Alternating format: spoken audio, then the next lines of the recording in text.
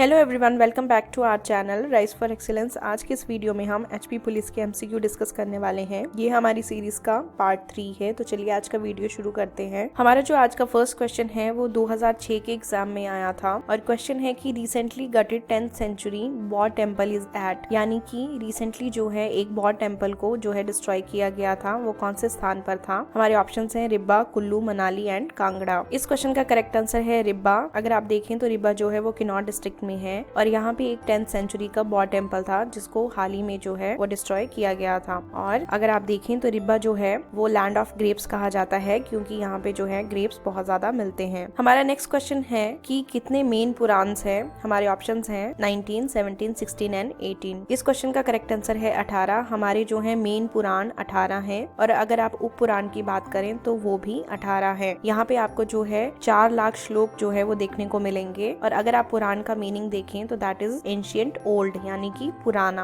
हमारा third question है कि जब हमारी इंडिया पार्लियामेंट बनी थी तो उसका फाउंडेशन स्टोन जो है वो किसने रखा था। हमारे ऑप्शंस हैं Duke of cannot, Herbert baker and Edwin lutein. तो इस क्वेश्चन का करेक्ट आंसर है ड्यूक ऑफ कैनॉट। अगर आप देखें तो ये ब्रिटेन के ड्यूक ऑफ कैनॉट थे जिन्होंने जो है हमारी पार्लियामेंट का फाउंडेशन स्टोन रखा था और sir Herbert baker and sir Edwin lutein जो थे इन्होंने पार्लियामेंट के डिजाइन को बनाया था। नेक्स्ट क्वेश्चन इज कि सुकेती फॉसिल पार्क जो है वो कहाँ पे है। हमारे ऑप्शंस हैं ऊना, सिरमौर, कांगड़ा एंड मंडी। इस क्वेश्चन का करेक्ट आंसर है सिरमौर। अगर आप देखें तो सुकेती फॉसिल पार्क जो है वो सिरमौर डिस्ट्रिक्ट में है और इसको शिवालिक फॉसिल पार्क भी बोलते हैं। ये मार्कंडा रिवर के पास है और नाहन से 21 किलोमीटर की दूरी पर है। अगर आप देखें तो इस पार्क की खासियत ये है कि जो हमारे एक्सटिंक्ट एनिमल्स हैं जो कि इस धरती से खत्म हो चुके हैं, उन मैमल्स के आपको अवशेष और जो स्केलेटन्स हैं वो आपको देखने को मिलेंगे। नेक्स्ट क्वेश्चन है कि मोहना जो है वो कहाँ का फेमस सॉन्ग है। हमारे ऑप्शंस हैं बिलासपुर, चंबा, मंडी एंड शिमला। तो इस क्वेश्चन का करेक्ट आंसर है बिलासपुर। बिलासपुर का जो है ये फेमस सॉन्ग है। हमारा अगला क्वेश्चन है कि शोभा सिंह आर्ट गैलरी जो है वो कहाँ पे है।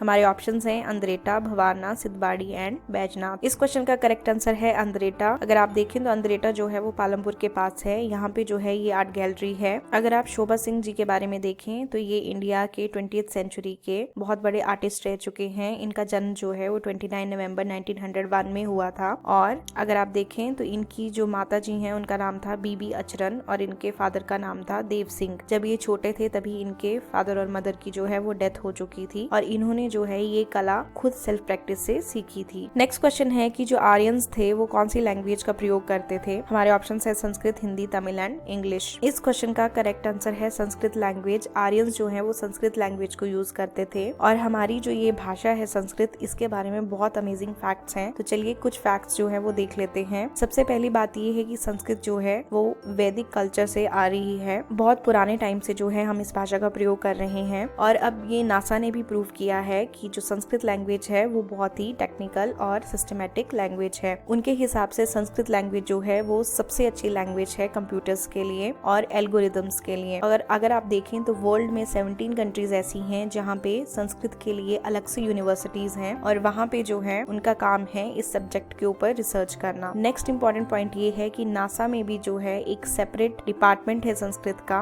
और वो लोग जो है वहाँ पे इसके ऊपर रिसर्च करते हैं और उनकी रिसर्च से हमें ये पता चलता है कि संस्कृत जो है वो एक ऐसी लैंग्वेज है जो आपको स्पीच थेरेपी में हेल्प करती है, आपकी स्पीच को इम्प्रूव करती है। नासा ने ये भी प्रूव किया है कि संस्कृत लैंग्वेज जो है वो हमारे ब्रेन की फंक्शनिंग को इम्प्रूव करती है और स्टूडेंट्स जो है वो अपनी पढ़ाई में जो है इम्प्रूव करते हैं। एंड लास्ट पॉइंट ये है कि संस्कृत जो है वो हमारी मेमोरी पावर को बढ़ाती है और अगर कोई चीज आपको डिफिकल्ट लगती है तो उसमें जो है वो आपको हेल्प करती है। हमारा नेक्स्ट क्वेश्चन है कि अजात शत्रु जो था वो किसका पुत्र था। हमारे ऑप्शंस हैं बिंबिसारा, उदयन, अनिरुद्ध एंड मुंडा। इस क्वेश्चन का करेक्ट आंसर है बिंबिसारा। अजात शत्रु जो है बिंबिसारा का पुत्र था और ये जो राजा थे ये हरियांग डायनेस्टी से बिलोंग करते थे। अगर आप देखें तो अजात शत्रु जो है उसने अपने पिता को मारकर जो है अपना राज्य प्राप्त किया था। नेक्स्ट क्वेश्चन है कि पंगवल ट्राइब जो है वो कौन से डिस्ट्रिक्ट में आपको मिलता है। ऑप्शंस हैं ऊना, सिरमौर, किन्नौर एंड चंबा। इस क्वेश्चन का करेक्ट आंसर है चंबा। पंगवाल ट्राइब जो है वो चंबा में आपको मिलेगा और पंगवाल का मतलब होता है पीपल ऑफ पांगी। तो ये जो पांगी के लोग हैं ये इस ट्राइब को बिलोंग करते हैं और अगर आप देखें तो ये लोग जो हैं वो अपनी खुशी के लिए, अपने सॉन्ग्स के लिए और डांस के लिए फेमस हैं। हमारा नेक्स्ट क्वेश्चन है कि गोदान जो है वो किसने लिखी थी।